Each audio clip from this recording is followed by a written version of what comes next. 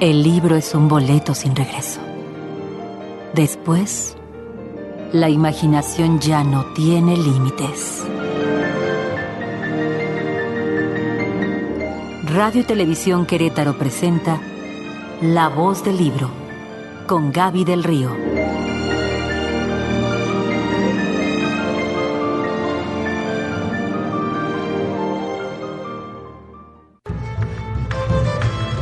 La lectura es una conversación con las mentes más ilustres del pasado.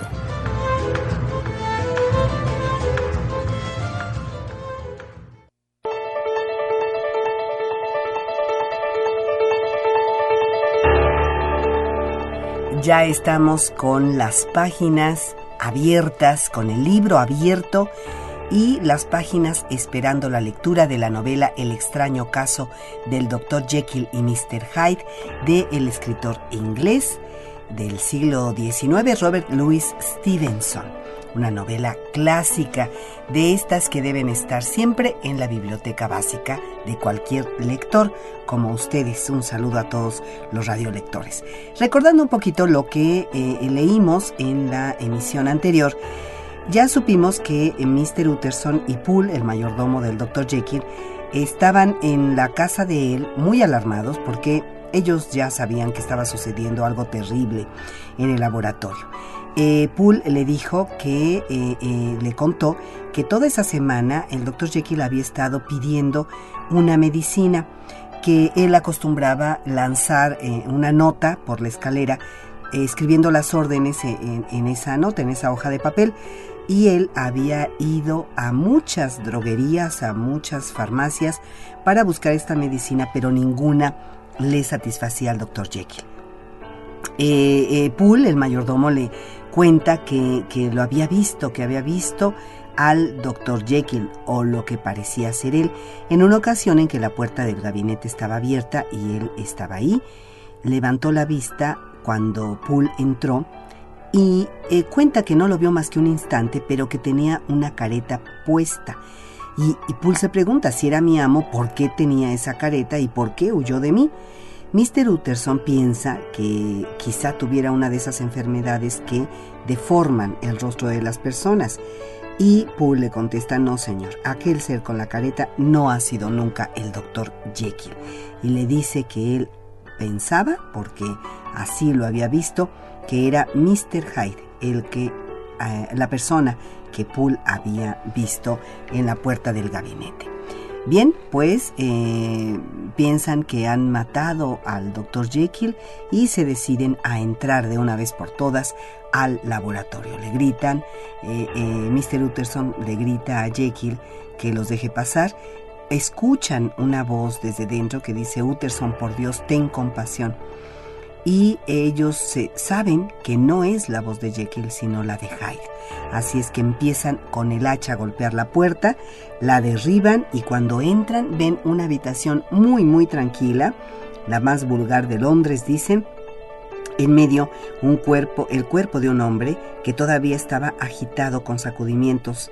Se acercaron, le dieron la vuelta, contemplaron la cara de Edward Hyde, quien estaba vestido con un traje excesivamente grande que en realidad sabían que correspondía al cuerpo del doctor.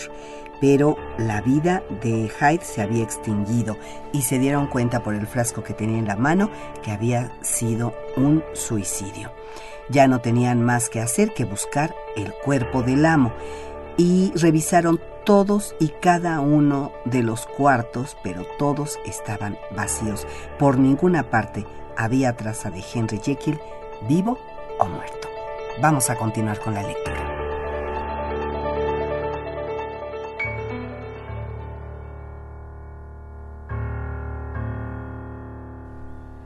Poole dio una patada en las losas del pasillo. Aquí debe estar enterrado, dijo, escuchando el ruido. O puede haber escapado, dijo Utterson, y se volvió para examinar la puerta de la calle. Estaba cerrada, y junto a ella, en las losas, encontraron la llave ya enmohecida. Esto es señal de no haberse usado, observó el abogado. Usado, repitió Poole. ¿No ve usted que está rota? como si la hubiesen aplastado de una patada? Sí, y las roturas están también oxidadas, dijo Utterson. Ambos miraron asustados. Poole, continuó el abogado, no entiendo nada de esto. Volvamos al gabinete. Subieron la escalera en silencio y, echando una mirada medrosa de vez en cuando al cadáver, se pusieron a inspeccionar con más detenimiento lo que había en el gabinete. En una mesa se veían trazos de trabajos de química, varios montoncitos medidos de una sal blanca en platillos de cristal, como preparados para un experimento que al desgraciado le habían impedido realizar. «Esta es la misma droga que siempre le traía yo», dijo Poole, y en aquel momento el agua que hervía en la tetera se desbordó con un ruido alarmante. Esto los llevó hacia la chimenea, donde la butaca estaba arrimada cómodamente al fuego, y el servicio de té dispuesto al lado del que había de sentarse, hasta con el azúcar en la taza. Había varios libros en un estante y uno abierto junto a las cosas del té. Utterson vio con asombro que era un ejemplar de una obra piadosa que Jekyll tenía en gran estima, anotado de su propia mano con atroces blasfemias. Después llegaron en su revista al espejo de cuerpo entero, en cuya diáfana profundidad miraron con involuntario horror, pero estaba inclinado de manera que solo vieron el rosado fulgor de la lumbre jugueteando en el techo, las llamas reflejándose 100 veces repetidas en el frente de cristales de los armarios y sus propias caras pálidas y temerosas inclinadas para mirar. «Este espejo, señor, ha visto algunas cosas raras», murmuró Poole. «Y seguramente ninguna tan extraña como él mismo», contestó el abogado con el mismo tono, «porque ¿para qué, Jekyll?». Y se contuvo en esta palabra con un mismo estremecimiento, pero venciendo aquella debilidad prosiguió: «¿Para qué podía necesitarlo, Jekyll?». «Tiene usted razón», dijo Poole.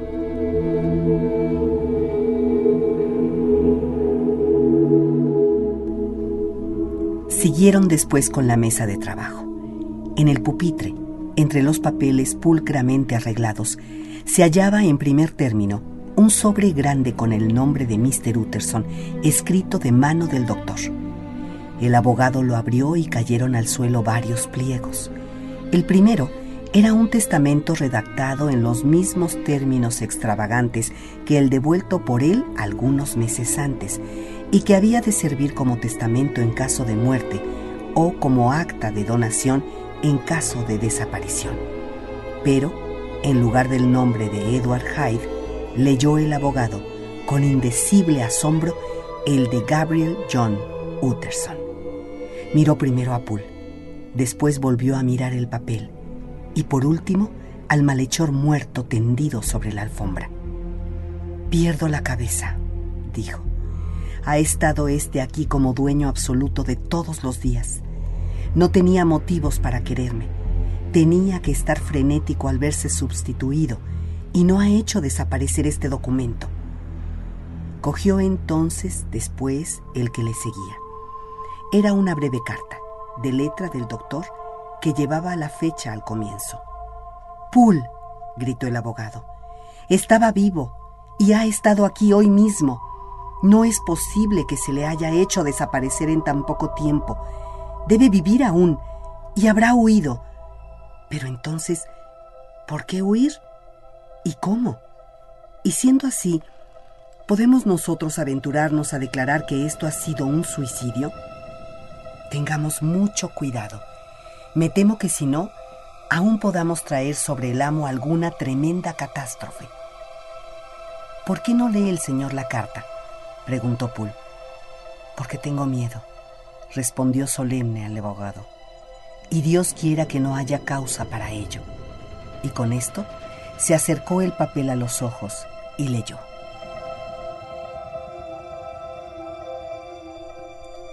«Mi querido Utterson, cuando ésta llegue a tus manos habré desaparecido. No sé en qué manera, porque eso no alcanzo a prevenirlo. Pero mi instinto y todas las circunstancias de mi inexpresable situación Me dicen que el fin es seguro y que debe llegar pronto. Vete, pues, y lee primero el relato que Lanyon pensaba dejar en tu poder, según me advirtió. Y por si te importa saber más, aquí tienes la confesión de tu indigno y desdichado amigo, Henry Jekyll.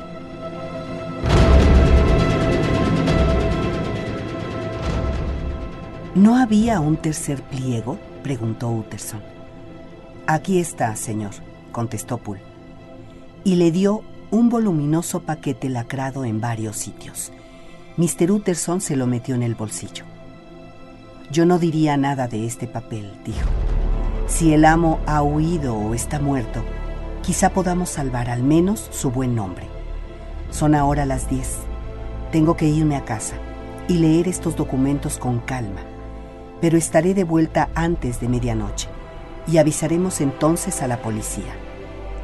Salieron, cerrando tras ellos la puerta del anfiteatro, y Utterson, volviendo a dejar a los criados apiñados en torno de la chimenea del hall, echó a andar penosamente hacia su despacho para leer los 2 relatos en los cuales iba a quedar explicado este misterio.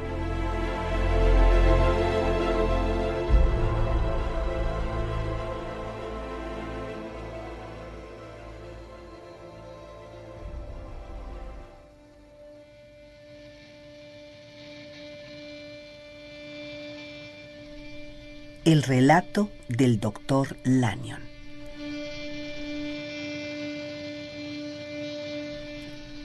El 9 de enero, hoy hace 4 días, recibí por el correo de la noche una carta certificada, en cuya dirección reconocí la letra de mi colega y antiguo condiscípulo, Henry Jekyll. Me sorprendió no poco, pues no teníamos ninguna costumbre de escribirnos. Le había visto y aún había comido con él la noche antes, y no podía imaginar nada en nuestros tratos que hiciera necesaria la formalidad de certificar las cartas. Su lectura aumentó mi sorpresa, pues decía así: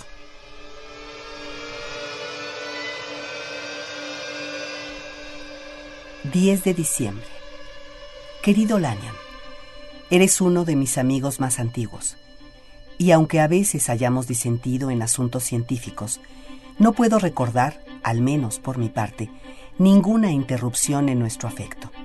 No ha habido un solo momento en que si tú me hubieras dicho: Jekyll, mi vida, mi honor, mi razón dependen de ti, no hubiese yo sacrificado mi fortuna o mi brazo derecho para acudir en tu ayuda. Lanyon, mi vida, mi honor, mi razón están a tu merced. Si tú me fallas esta noche, estoy perdido. Podrás suponer después de este exordio que voy a pedirte algo que sea deshonroso conceder. Juzga por ti mismo. Necesito que aplaces cualquier otro compromiso que tengas esta noche. Sí, aunque te llamasen a la cabecera de un emperador, que tomes un coche de punto, al menos que el tuyo no estuviese a la puerta, y que con esta carta en la mano, para consultarla en caso de duda, vayas derecho a mi casa. Poole, mi mayordomo, ha recibido ya instrucciones y le encontrarás esperándote con un cerrajero. Hay que forzar la entrada de mi gabinete y tienes que entrar solo, abrir la puerta del armario de cristales letra E a la izquierda, rompiendo la cerradura si está echada, y sacar con todo lo que contiene, tal como está, el cuarto cajón desde arriba o, lo que es igual, el tercero desde abajo. En mi angustiosa turbación tengo un miedo morboso de darte mal las direcciones, pero aunque me equivocase, puedes reconocer el cajón de que hablo por lo que está en él: unos polvos, un frasco y un cuaderno. Te suplico que te lleves ese cajón contigo a la Cavendish Square, precisamente como está. Esta es la primera parte del servicio. Vamos a la segunda. Deberás estar de vuelta, si te pones en camino en cuanto recibas esta carta, mucho antes de medianoche. Pero voy a dejarte todo ese margen no solo por temor de uno de esos obstáculos que no se pueden prever ni evitar, sino también porque es preferible esa hora en que tus criados están en cama, para lo que aún queda por hacer. A medianoche, pues, tengo que pedirte que estés solo en tu sala de consulta, que abras tú mismo la puerta de la casa a un sujeto que se presentará de parte mía y que le entregues el cajón que te habrás llevado de mi gabinete. Entonces habrás terminado tu parte y mi gratitud será completa. 5 minutos después, si tú insistes en tener una explicación, habrás comprendido que todas esas disposiciones son de vital importancia y que por desatender algunas de ellas, por fantásticas que puedan parecerte, podías haber cargado tu conciencia con mi muerte o el desquiciamiento de mi razón. Aunque estoy cierto de que no echarás a broma esta súplica, se me paraliza el corazón y me tiembla la mano ante la simple idea de esa posibilidad. Piensa que estoy en este momento en un lugar extraño, luchando bajo tan horrenda angustia, que no hay imaginación capaz de exagerarla, y sabiendo, sin embargo, que si tú me atiendes puntualmente, todas mis desdichas se disiparán como una narración que se ha acabado. Tu amigo, Henry Jekyll. Postdata. Ya había cerrado esta carta cuando un nuevo espanto me ha sobrecogido el alma. Es posible que, por falta de correo, no llegase esta carta a tus manos hasta mañana por la mañana. En ese caso, querido Lanyon, hazme encargo cuando te venga mejor en el transcurso del día y espera otra vez a mi mensajero a medianoche. Quizá ya sea entonces demasiado tarde, y si la noche pasa sin que nada ocurra, sabrás que ya no volverás a ver a Henry Jekyll.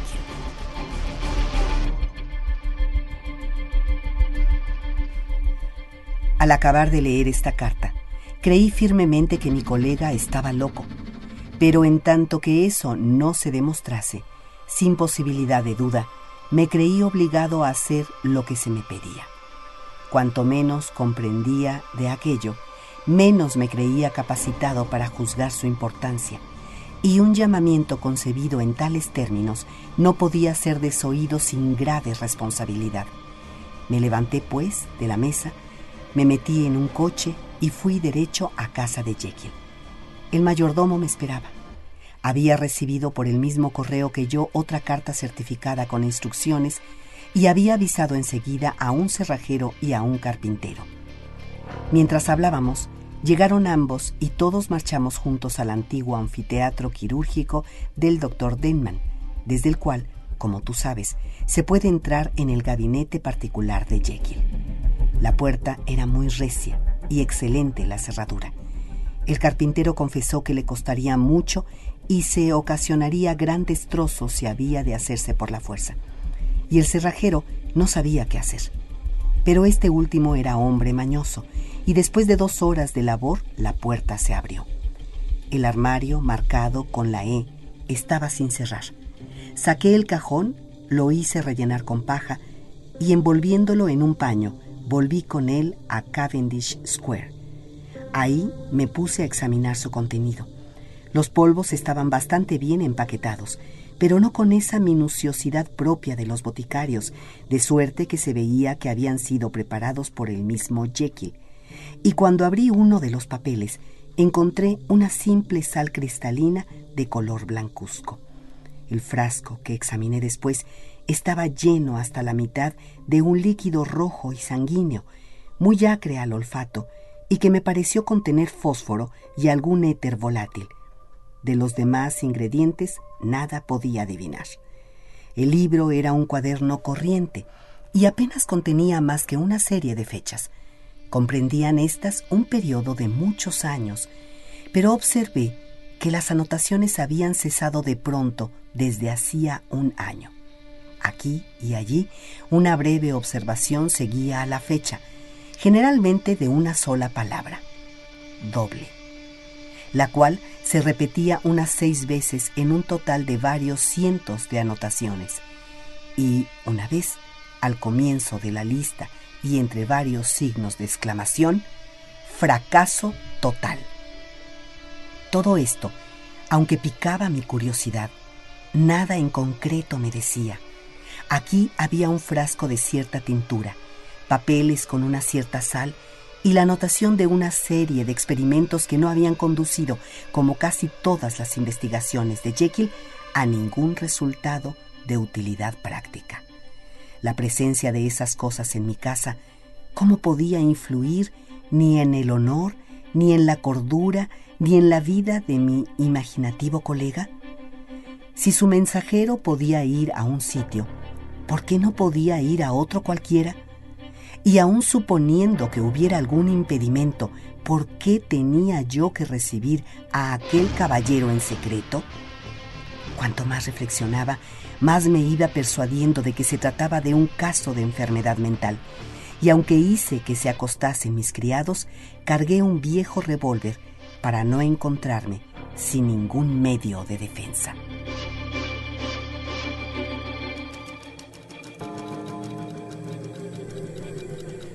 Apenas las 12 habían sonado sobre Londres cuando el aldabón golpeó suavemente en la puerta. Acudí yo mismo y encontré a un hombrecillo acurrucado entre las columnas del pórtico.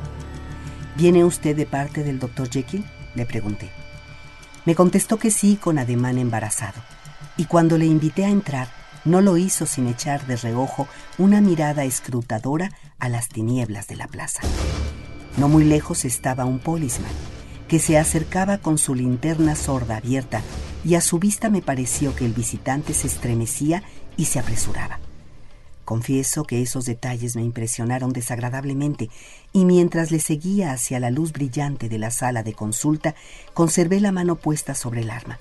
Allí, al fin, pude observarlo bien. Jamás había puesto los ojos en él. De esto al menos estaba seguro. Era pequeño, como ya he dicho.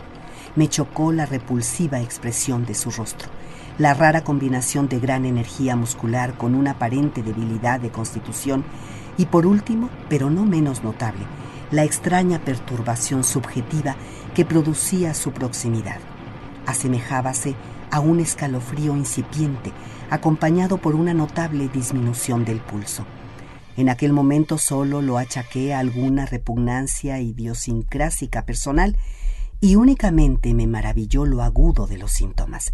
Pero después tuve razones para pensar que la causa yacía más honda en la naturaleza humana y que tenía más noble punto de apoyo que el mero sentimiento de odio.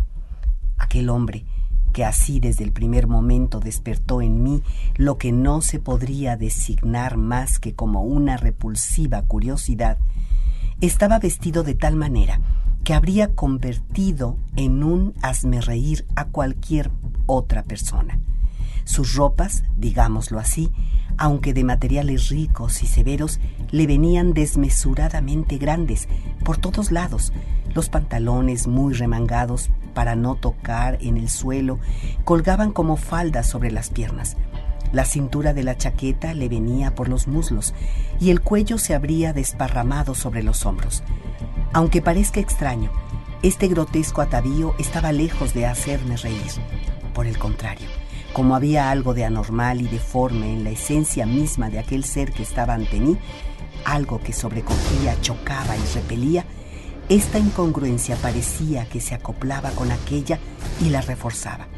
Y así, al interés que despertaban en mí la naturaleza y el carácter de aquel hombre, se añadía una curiosidad por saber su origen, su vida, sus vicisitudes y situación en el mundo.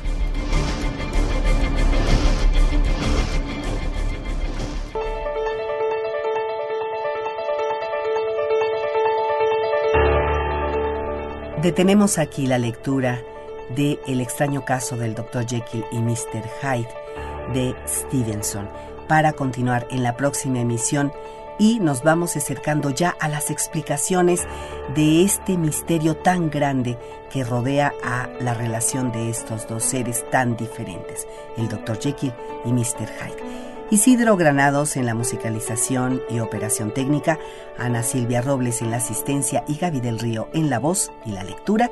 Les agradecemos su atención y los invitamos a la próxima emisión de La Voz del Libro.